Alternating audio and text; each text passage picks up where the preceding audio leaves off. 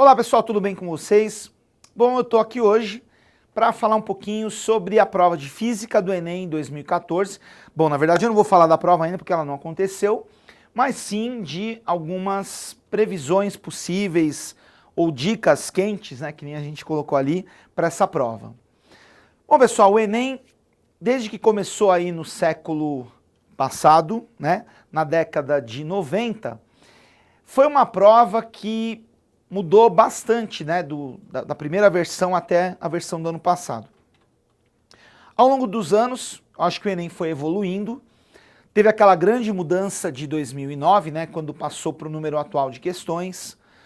E além disso, passou a ser feito em 2 dias também. E aos poucos, né, foi sendo incorporado seleção de praticamente todas as federais do Brasil pelo Enem, ou usando totalmente o Enem, ou usando uma parte do Enem para compor a nota. Então o Enem é uma prova que foi tomando corpo aí nesse tempo. E mesmo comparando com o primeiro Enem da nova fase de 2009, a gente pode pensar que o Enem teve mudança sim ao longo desse período. Então, eu acho que fica meio difícil fazer aquela previsão fechada, olha, vai cair isso, porque, gente, não sei se o que vai cair realmente ou não. A ideia aqui é, usando um pouquinho da nossa experiência, né, do nosso feeling aí, pelo que a gente vê do andar da carruagem, alguns assuntos aí para você dar uma olhadinha com um pouquinho mais de carinho para estar bem preparado na hora da prova. Eu acho que a linha nossa de pensamento em física é você pensar em coisas contextualizadas. O Enem, gente, é uma prova que gosta de contextualizar. O que é essa contextualização que tanto se fala? Contextualizar é você colocar um problema de física dentro de uma situação do cotidiano. Não uma coisa perdida, solta, um bloquinho, não sei o que você não sabe nem para que serve. Então, o estilo da prova do Enem é colocar coisas que estão ligadas ao nosso dia a dia e a partir delas juntar com alguma matéria e fazer alguma pergunta. Então, nessa linha de pensamento, eu separei alguns assuntos. Primeiro eu separei aí as áreas maiores aí da física, né? Vamos começar por mecânica. Então, o que seriam assuntos aí quentes para o Enem? Gente, energia. Olha, se a gente for analisar as provas do Enem até hoje, disparado de física o assunto que mais caiu, energia. Tudo bem que está um pouco desgastado já esse assunto no Enem, né? Já foi muito cobrado, mas eu acho que sempre vai ser um assunto, né, chave aí para o Enem. Então, o que é legal você estudar?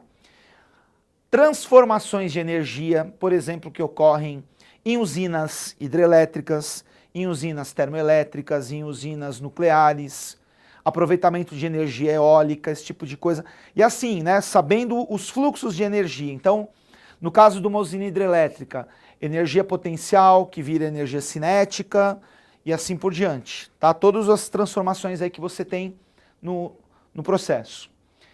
Bom, falou em energia, falou em potência. Potência, definição genérica de potência é energia por tempo. Então, sempre que se fala de energia, você pode também falar de potência. Potência calculando em watts, né? Ou pode usar alguns múltiplos como quilowatt. E junto com energia e potência, ele fazer pergunta de rendimento. Lembrando que a ideia de rendimento é sempre aquela ideia do que você aproveitou dividido por aquilo que você poderia ter aproveitado. Então o cara dá lá um processo com várias transformações de energia e pede para calcular, por exemplo, o rendimento em cada fase do processo. Muito cara de Enem esse tipo de questão, hein?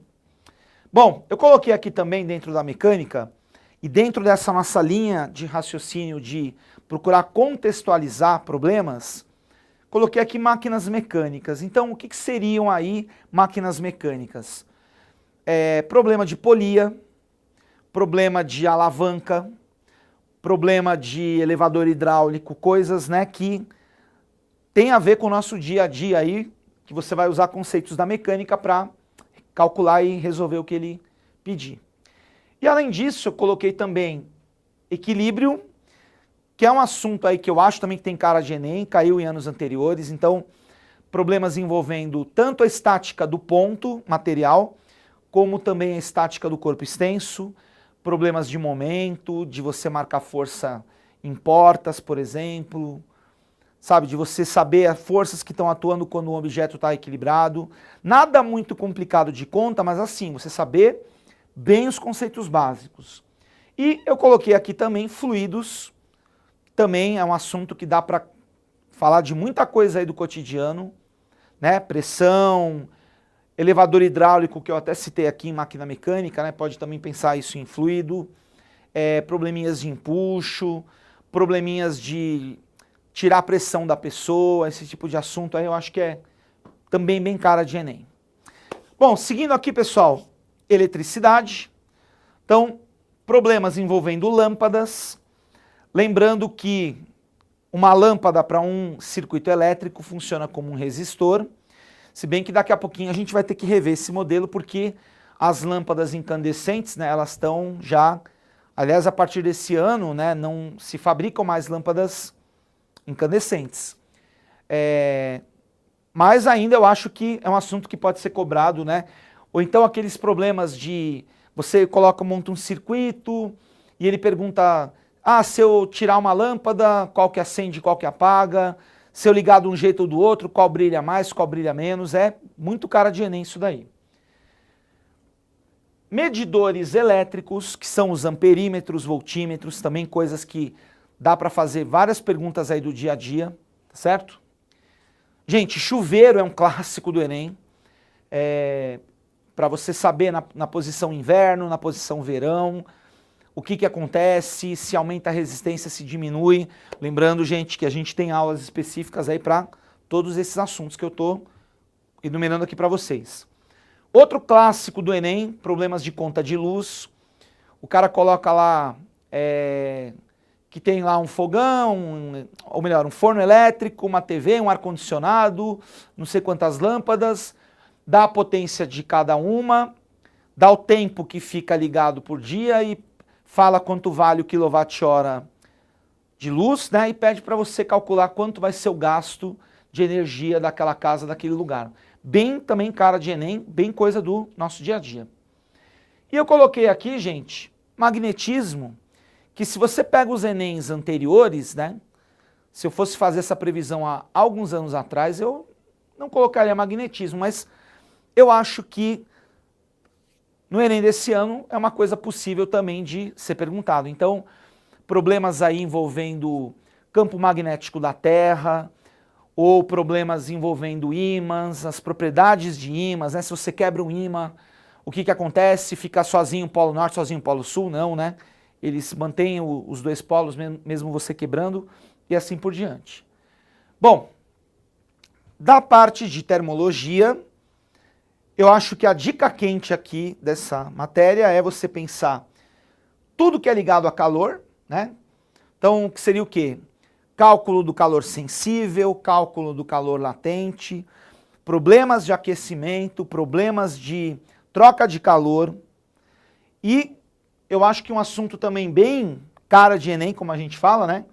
Você estudar a transmissão de calor por condução, por convecção, por irradiação, você saber bem os conceitos aí, o que difere uma forma de outra forma. Eu acho que são assuntos aí legais para você estar bem afiado aí quando for fazer a prova. E finalmente, ótica. Eu coloquei aqui ótica da visão dentro desse nosso raciocínio de procurar contextualizar as questões.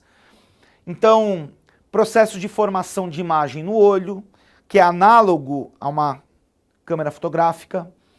Os problemas mais comuns de visão, como miopia, hipermetropia, astigmatismo, presbiopia. Então, você não precisa ser um médico oftalmo aqui, tá? Mas você precisa pelo menos saber o básico de cada um desses problemas de visão e a lente adequada para correção desses problemas. E por fim, na parte de ondulatória, eu acho que um bom palpite é você dar uma olhadinha na parte de acústica, que é a parte da ondulatória que estuda o som. Gente, o som, mais coisa do dia a dia que o som, acho que a briga vai ser difícil aí para escolher, né? Então, os conceitos básicos de acústica, as qualidades sonoras, como a altura, que tem a ver com a frequência, intensidade, nível sonoro, que é medido em decibéis. Um clássico de acústica é aquele gráfico que relaciona nível sonoro com frequência, muito cara de Enem. Na verdade é o gráfico que a gente faz quando vai na fono fazer aquele exame audiometria. Então o cara perguntar em que intervalo uma pessoa escuta melhor ou pior que a outra, eu acho que são assuntos bem legais aqui. E para finalizar, gente, além de tudo isso que eu falei, eu acho que é sempre bom a gente ficar ligado em assuntos aí que aconteceram nesse ano de 2014. Então, alguns destaques. Por exemplo, essa questão das lâmpadas incandescentes que parou a fabricação delas esse ano porque elas gastam muita energia perto da luz que elas emitem. Eu acho que é um assunto bem legal para ser cobrado esse ano, como eu já falei anteriormente. E eu acho que um outro assunto legal também, gente, fora esses que eu já falei, é a questão de que a partir de 2014, né, todos os carros fabricados aqui no Brasil são obrigados a ter de fábrica o quê? Airbag e ABS. Então, ó, eu acho um tema bem quente para esse ano. O cara perguntar como que funciona um airbag, por que o airbag melhora a segurança do motorista no caso de um acidente. E no caso do ABS, né, você também entender por que é melhor um carro ter ABS do que não ter. Então, lembrando que o airbag tem a ver com a parte de dinâmica impulsiva, com o teorema do impulso, e o ABS tem a ver com a parte de atrito. E lembrando mais uma vez que a gente tem aulas aí específicas para isso. Bom, pessoal, espero ter ajudado vocês. Não sei se a minha bola de cristal tá boa ou não, só saberemos aí depois da prova do Enem 2014. E ó, eu desejo a vocês aí uma ótima prova, com tranquilidade, tá certo? Valorize o que você sabe e a gente se vê por aqui. Valeu, gente, brigadão.